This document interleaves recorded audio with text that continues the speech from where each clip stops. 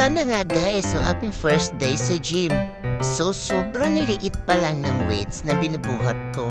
Pero ayan guys, so hirap na hirap ang shable eh. Kailangan ko na kasing magbawas ng mga videos dito sa gallery guys. Kasi hindi na talaga nagpa-functionality ang aking cellphone. So ito guys, ang dami ko palang mga videos nung time na nag-gym pa ako. Nung nakaka-afford ako ng memberships sa Anytime Fitness. Diba guys? Saktong-sakto talaga yung pagdating nitong baklang to sa department namin, sa company namin, at saka pagbukas nitong Anytime Fitness. So, siya pala ay dating member na natong grupong ito. Dating member na siya, nag-gym daw siya dati. Pero napabayaan na dahil siya ay naging pokpok. Ayan no. So, dalawa na kaming pokpok guys. So, actually, yung pinupunta lang talaga namin sa gym ay yung mga type niya na tinitingnan niya, yung mga nag-gym na mga paminta. Yung, alam niyo yun guys, yung mga macho pero mga bahay pala, mga bayala. Bayala ay klabo, di ba? So, halos gabi-gabi kaming nag-gym dati after ng work namin. Tapos, hanggang bumili pa ako nun ng,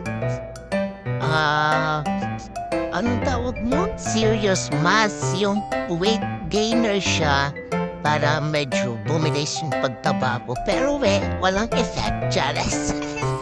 Pero may effect talaga siya guys, na yung katawan mo parang mas nagiging siya, flexible, gano'n, pat na pat.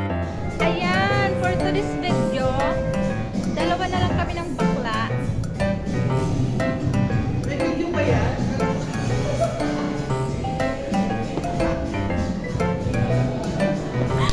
Tanga-tanga.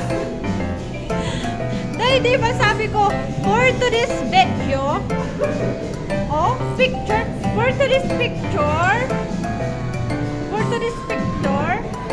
so dalawa na lang kami ng bakla. Solo namin dito. Wala kaming energy. Wala kaming energy for today's video kasi wala yung crush ng bakla. For today's video, wala si Nicki Minaj. Pero guys, nakita ko naman yung improvement sa katawan ko. Yung nagkalaman yung biceps ko, nagkaroon ako ng triceps.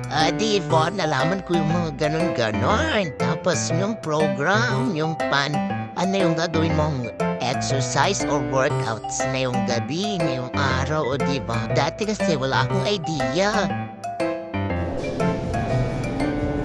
Tagalan ko dito, tayo.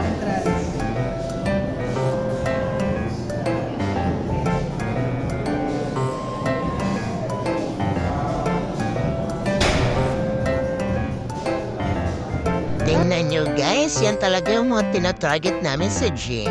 Puro lang talaga mga kapokpokan lang talaga yung mga pinaggagawa namin guys. Hindi ka mabenta ngayon.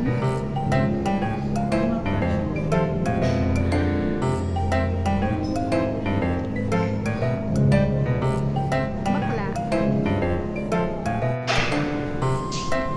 Eto guys, sinubaybayan talaga namin itong naka-blue na ayun, yung nandun sa gilid.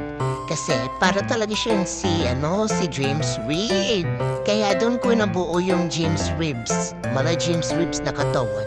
Siya kasi as in talaga kahit yung paglalakad ni James Reid pala, ay ginagaya niya. Or yun lang talaga, gayang-gaya niya. Hello! Hello, Bane! We're here in front of you.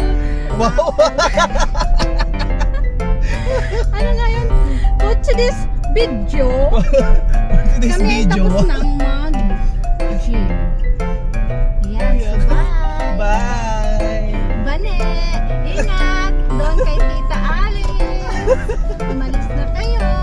Takto ko kasi kami mga pokpok. Guys, dun sa upuan namin, 3 kami napahilera. Si Banek, yung pinapapokpok. At saka si Andrew, yung pinapapokpok. At ako, yung pokpok lang.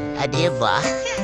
Tapos, yung first na nag-resign ay si Banek. Tapos, hanggang sumunod kami ni Bakla kasi nga, hindi na maganda yung environment sa office. At saka, nag-ano na po ng membership ko sa Anytime Fitness.